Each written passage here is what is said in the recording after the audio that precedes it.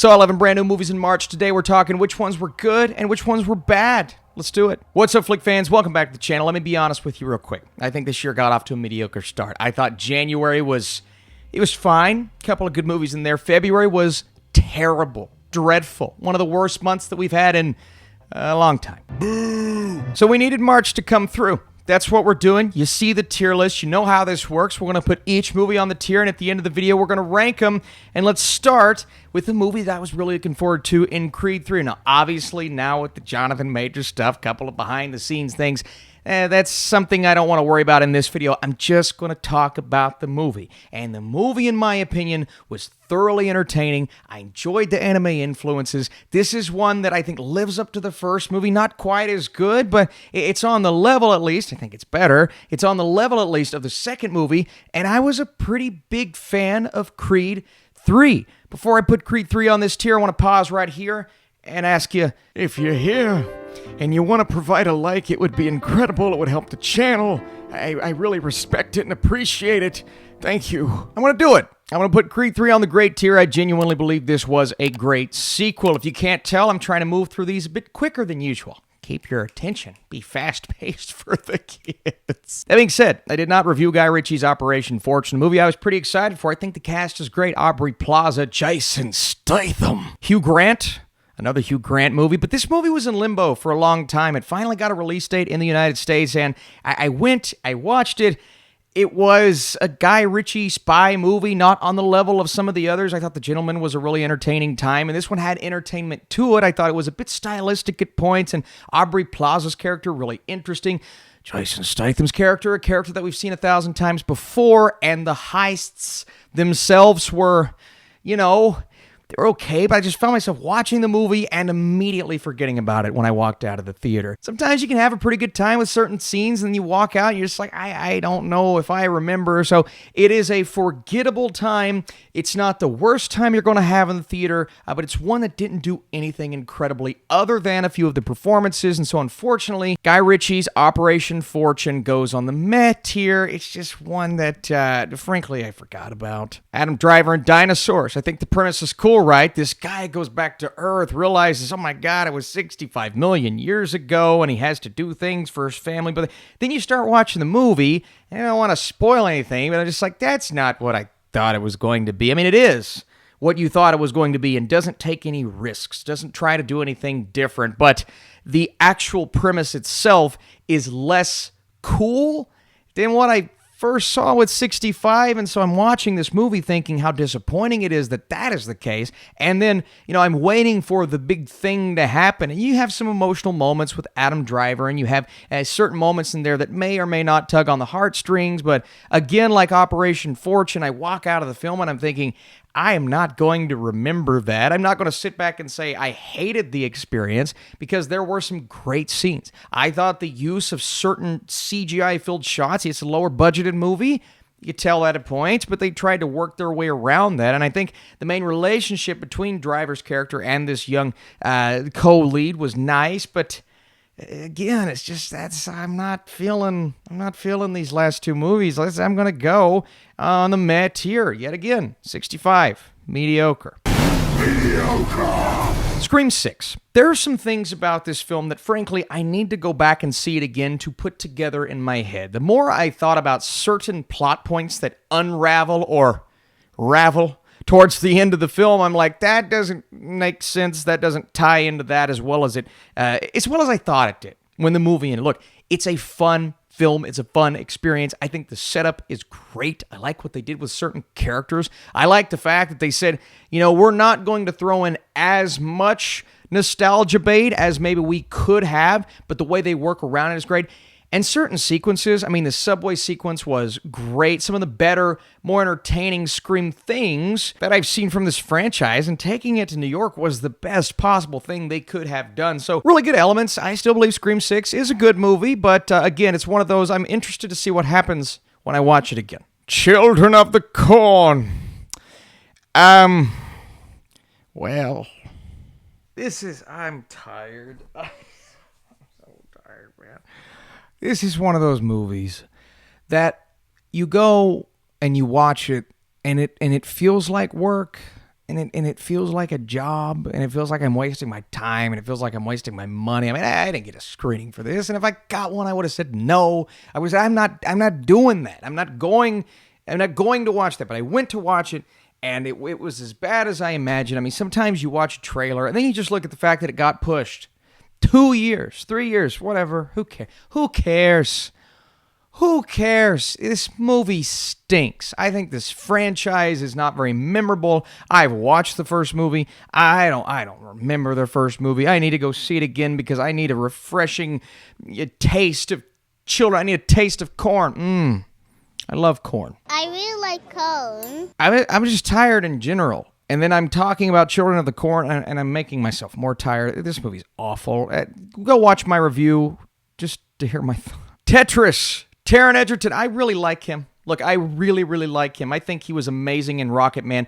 Missed opportunity for an Oscar nomination. I truly believe he was one of the best 5 that year. I stand by that. I was hoping he would bring that type of really emotional and invested performance over to this film, and I think he did. Now, I do think there are things about the first 25 minutes where it's like we're rushing through these plot points, and there are a lot of things they're trying to fit in. I looked at my watch. Don't have it on now. 17 minutes in the movie, I'm like, what have we learned from all this? We're packing in so much information, and inevitably you start to branch out and flesh out some of these plot points, which was really important. I think this is a very cool behind-the-scenes drama, and it's that type of quick-cut Wolf of Wall Street Social Network. I guess Social Network's not super quick-cut, but the behind-the-scenes talk vibe that I was really, really wanting to get a lot out of.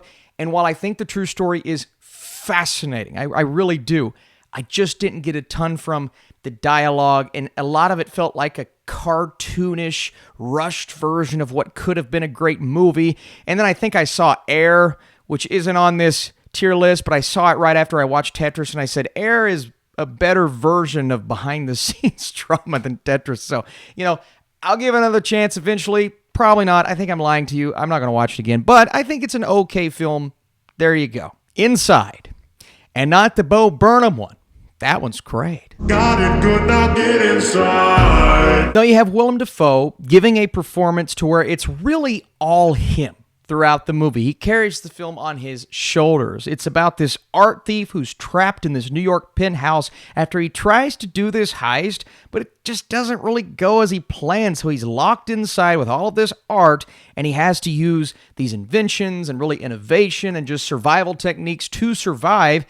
That's really fascinating. I think the film doesn't necessarily know when to wrap up a point that it's trying to get at. Now, it is that type of movie, and it's cool to see him slowly begin to devolve, to descend into madness. I love a story like that.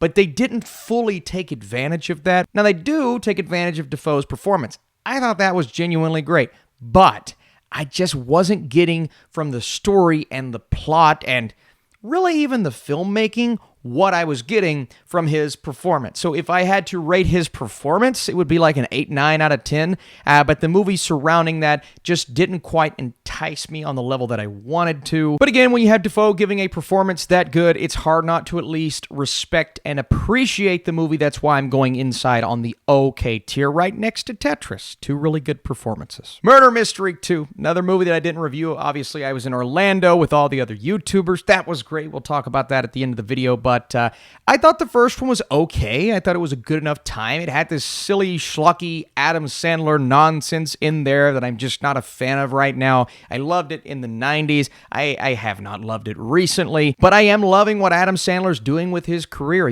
Hustle was one of my favorite movies of last year. Uncut Gems was in my top 5 of 2019. Stop saying the ending's bad. The ending's good.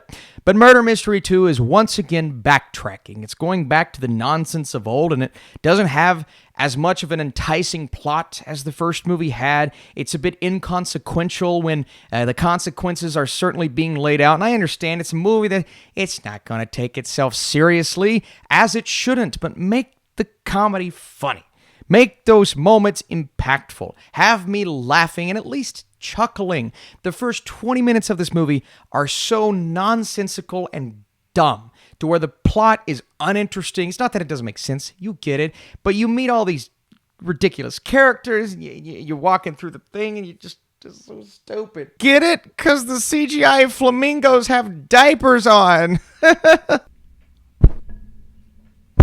And I just found myself feeling that way throughout the entire movie. I think it does get a bit more interesting as it goes. It is obviously a riff on other murder mysteries and where we just got the Knives Out movies, and then we see this. It's like, oh, it's trying to be a parody at points, but parodies still have to be funny, and I didn't find this funny. I'm going to put Murder Mystery 2 on the bad tier. I mean, it's not the worst movie I've ever seen. The performances are good. Adam Sandler, I don't know why I'm trying to praise it. Let's move on. Shazam 2. Yet another, okay, comic book movie. Sorry, I'm spoiling the tier. You could skip through the end of the video anyway. Listen, Shazam 2, it has its fun. It has its nice moments. I believe Zachary Levi is having a great, energetic blast. But then you have Asher Angel, who's kind of more of a straight-laced, no-nonsense teenager. I mean, he's 17. He's going into adulthood.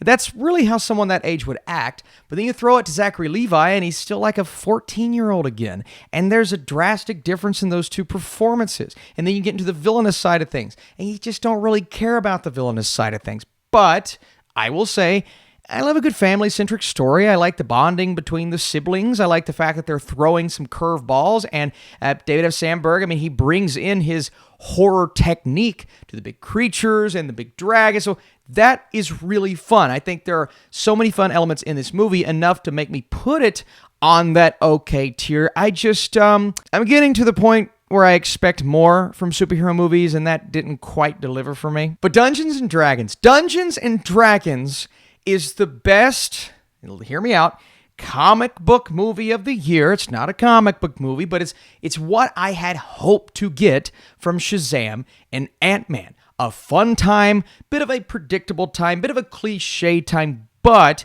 I believe it did enough to suffice in terms of the story and innovating that story.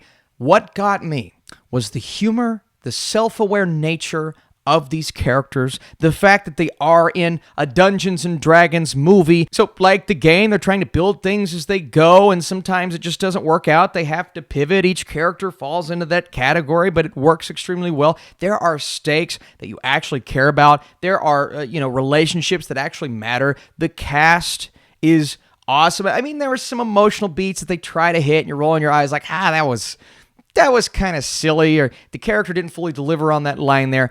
But you've got Chris Pine giving an amazing performance. I liked Sophia Lillis. I think Hugh Grant was just having the best time. So all in all, I had a great time. I saw it with Sean Chandler and the Flick Pick. We all kind of walked out going, was that way better than we expected it to? It's so funny to me. I can have a massive anticipation level for, an MCU movie or a big crazy blockbuster and it not pay off, and maybe those expectation levels are too high, and maybe my expectation level here was too low. I just didn't anticipate getting what I got from Dungeons & Dragons. But it's hard for me to put it on that great tier when I don't believe, it's a great, great movie, but I had such a great experience.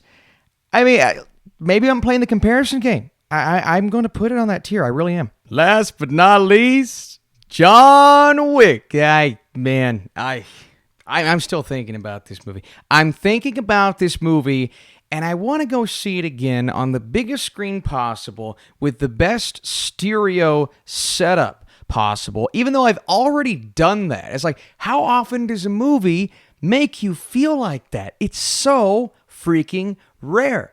John Wick is that movie. John Wick Chapter 4 blew me away, and I have been itching to see it again. Sometimes you have that feeling walking out of a film, but you're not entirely sure, like, okay, they could have done this better, and then I don't want to fully go here with my score, and I have to see how long it lingers and what resonates, what doesn't.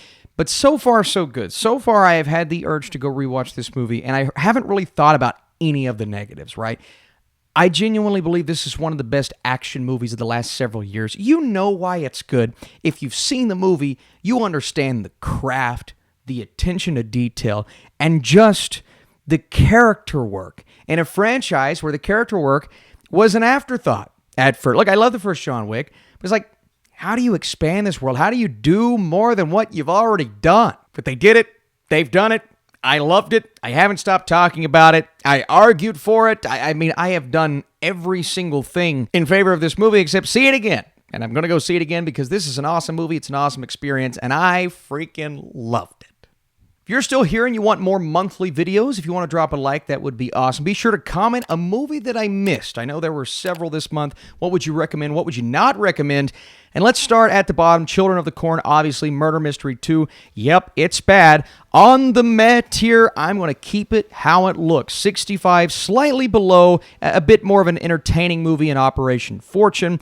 On the okay tier, I'm going to go Willem Dafoe's Inside at the bottom, followed by, this may surprise some people, a movie that I think people liked more than me, Tetris, and then Shazam 2.